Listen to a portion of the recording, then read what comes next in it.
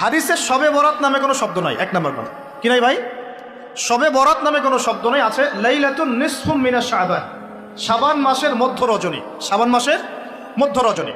শাবান মাস কি? উত্তর, নবী সাল্লাল্লাহু আলাইহি ওয়াসাল্লাম রমজান মাসের পর যে মাসে রোজা রাখতে বেশি গুরুত্ব দিয়েছেন তার নাম শাবান।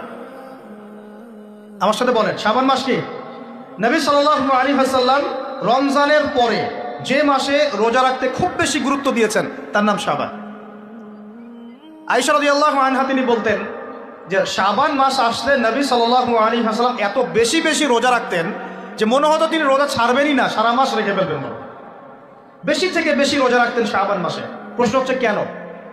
উত্তর, এমনিতে এই মাসটা বরকতময় এবং এই মাসে আল্লাহ পাক তার রহমতে বিপুল সংখ্যক মানুষকে জাহান্নাম থেকে মুক্তি দান করেন। সুবহানাল্লাহ।